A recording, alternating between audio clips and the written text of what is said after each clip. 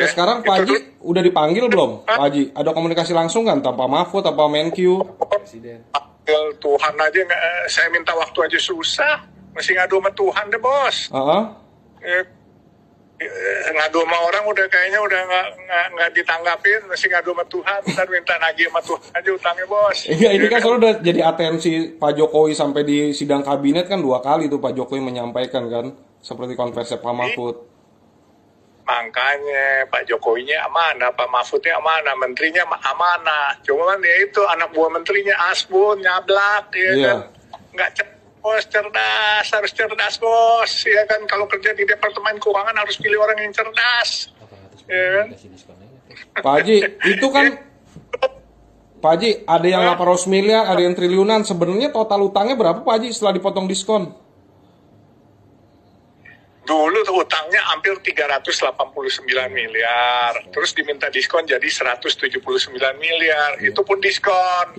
Sekarang saya nggak mau diskon. Pokoknya seperak juga saya nggak mau diskon. Saya minta hak saya. Saya nggak bayar pajak, didenda 2% per bulan. Negara sudah diputuskan oleh Mahkamah Agung ya harus bayar 2% per bulan gitu. Dan saya sebagai warga negara kadang-kala saya bingung. Kita sebagai warga negara suruh taat hukum. Kalau negaranya sendiri nggak taat hukum, bagaimana warga negaranya bisa mau taat hukum gitu?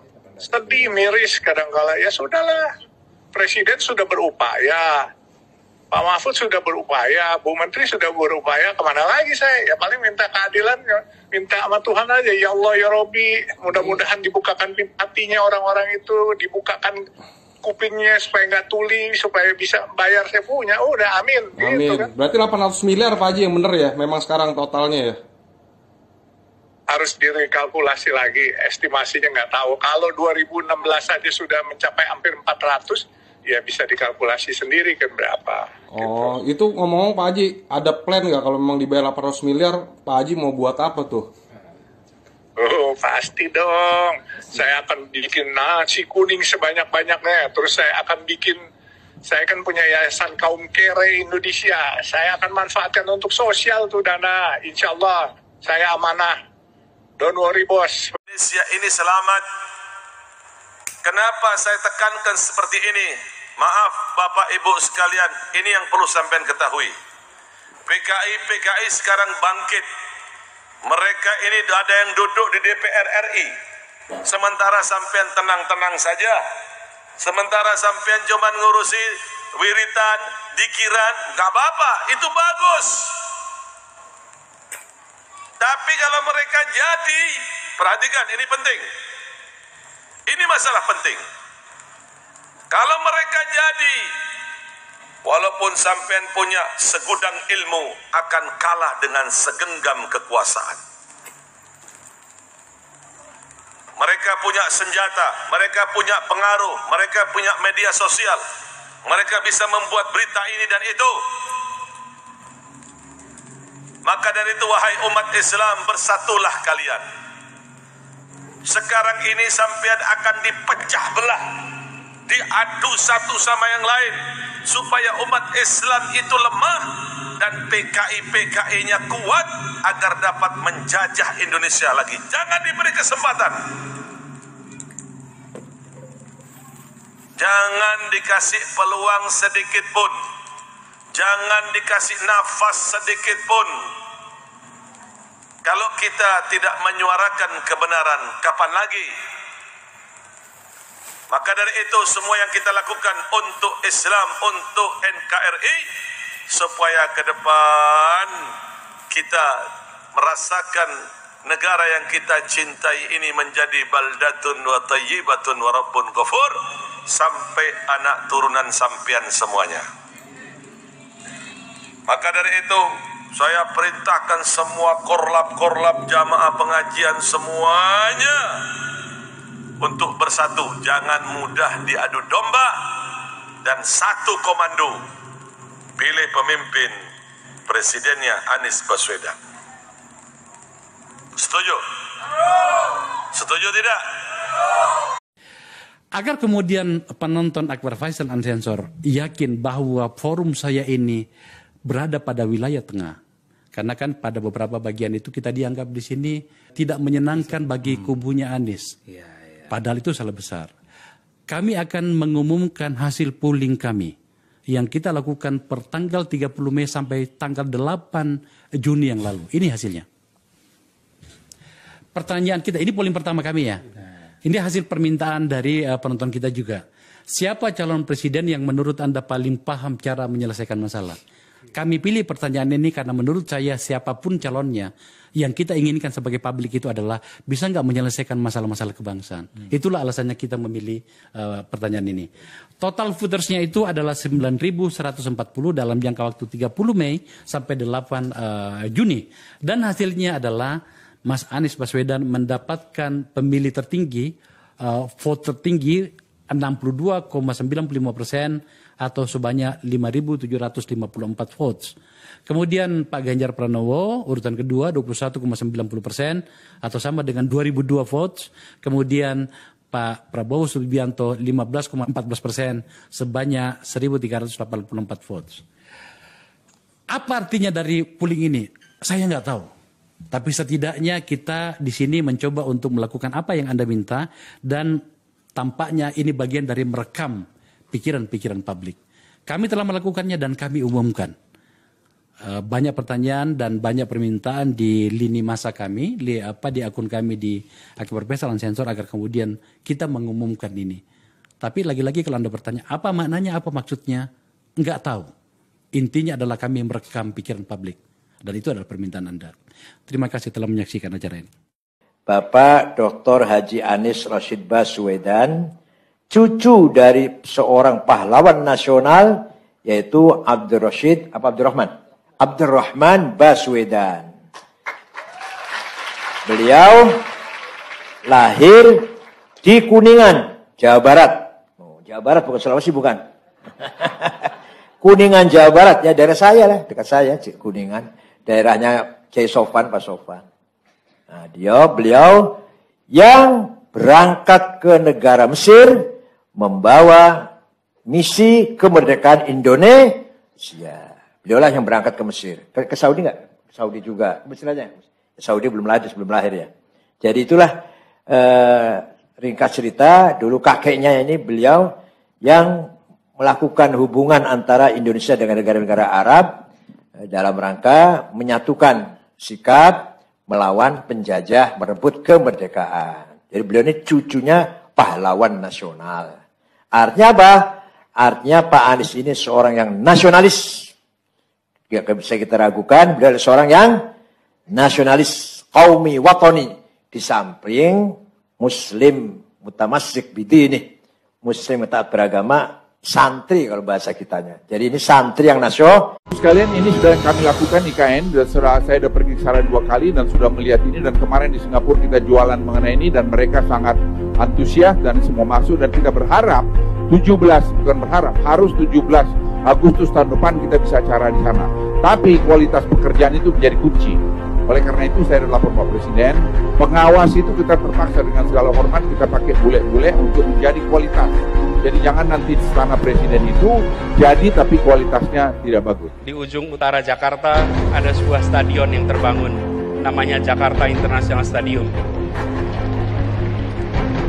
Stadion itu memecahkan rekor dunia karena infrastruktur yang dibangun adalah salah satu infrastruktur paling rumit yang pernah dikerjakan, di mana harus mengangkat sebuah atap yang beratnya 36.000 ton, sama seperti ngangkat 24.000 mobil bersamaan. Dikerjakan dengan kompleksitas yang sangat tinggi. Bahkan program National Geographic Megastructure menempatkan ini sebagai salah satu proyek yang patut untuk jadi pelajaran bagi seluruh dunia. Dan siapa yang membangun? Semua anak-anak yang dilahirkan oleh ibu Indonesia, yang dididik di tanah Indonesia, yang bersekolah di Indonesia, tidak menggunakan tenaga dari luar, tenaga kita. Mereka sama hebatnya. Dunia mempesona dengan hasil kerja anak. Assalamualaikum warahmatullahi wabarakatuh. Saya di Keppel Island, Rockhampton, Dan ini adalah pulau yang 3 jam kalau terbang dari Melbourne, atau 600 km 7 jam berkendaraan dari Rocky. Inilah pesan teori memakzulkan Jokowi. Di Amerika Serikat ada Watergate dan di Indonesia ada Muldoko Gate. Watergate di tahun 72 berujung dengan mundurnya Presiden Richard Nixon karena menghindari proses pemakzulan. Di Indonesia, Muldoko Gate sebenarnya lebih parah dan harusnya secara teori memungkinkan pemakzulan, pemberhentian, atau pemecatan Presiden Jokowi. Konstitusi Amerika Serikat mengatur bahwa delik pemakzulan itu disebabkan oleh treason, bribery, other high crime, dan misdemeanor. Di Indonesia, konstitusi kita mengatur bahwa pemakzulan presiden disebabkan karena 4 hal yang sama, yaitu pengkhianatan terhadap negara, penyuapan, kejahatan tingkat tinggi lainnya, dan perbuatan tercela.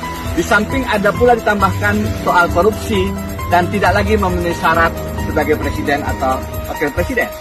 Sehingga apa yang terjadi di Amerika Serikat melalui Watergate sebenarnya bisa juga diterapkan di Indonesia melalui Muldoko Gate. Apa itu Watergate? Ketika ada upaya dari Presiden Nixon setelah penyelidikan terbukti melakukan upaya penyadapan, diawali dengan pembobolan kantor yang terkait dengan Partai Demokrat, dan kemudian diketahui bahwa itu adalah upaya untuk strategi pemenangan karena dilakukan pada saat masa kampanye pemilihan presiden. Di Indonesia, Muldoko melakukan upaya untuk mengambil alih Partai Demokrat dengan berbagai langkah-langkah yang seolah-olah hukum, terakhir dengan peninjauan kembali, yang ujungnya adalah mengganggu Partai Demokrat dan akhirnya juga mengganggu pencalonan Anies Baswedan yang sekali lagi terkait dengan strategi pemenangan Pilpres. Jadi antara Watergate dengan Muldoko Gate hampir serupa dan sebangun. Bahkan Muldoko Gate sebenarnya lebih parah. Kalau Watergate hanya melakukan penyadapan, Muldoko Gate sebenarnya mengambil alih secara paksa Partai Demokrat di Indonesia. Watergate terbongkar karena ada pembocoran informasi dari Deep Throat kepada 2 wartawan Washington Post. Itu artinya penting memang ada informan yang berusaha memberikan informasi kepada publik.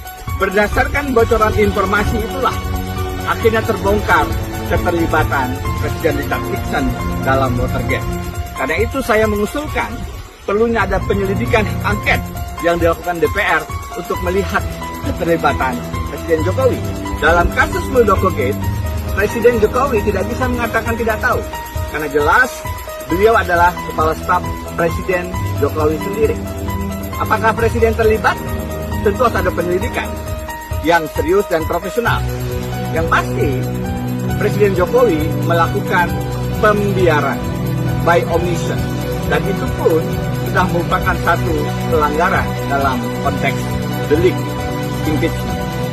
Karena yang dilakukan adalah pelanggaran terhadap kedaulatan partai politik. Apakah DPR akan melakukan hak angket, menyatakan pendapat, memulai proses daripada impeachment? Itu langkah politik. Memang kalau kita membaca konfigurasi dukungan presiden di parlemen yang mayoritas mutlak, menjadi sulit untuk membayangkan koalisi pemerintahan memulai proses pemakzulan. Apalagi di kasus Watergate, Richard Nixon akhirnya dituduh melakukan pelanggaran, menghalang-halangi penyidikan, menyalahgunakan kekuasaan, dan melecehkan parlemen. Sebenarnya, kalau kita lihat di Indonesia, upaya untuk menutup kasus-kasus kawan koalisi juga termasuk klasifikasi menghalang-halangi penyidikan atau obstruction of justice. Menyalahgunakan kekuasaan yang mengganggu kedaulatan partai politik juga sesuai dengan abuse of power. Karena itu, dalam kasus Muldoko Gate, bukan DPR tidak bisa memulai proses pemakzulan, tapi ada upaya saling mengunci, ada konspirasi untuk menutupi, masing-masing punya kelemahan dari sisi kasus hukum. Itu sebabnya, memang harus diakui proses pemakzulan di Indonesia akan lebih sulit untuk dilakukan.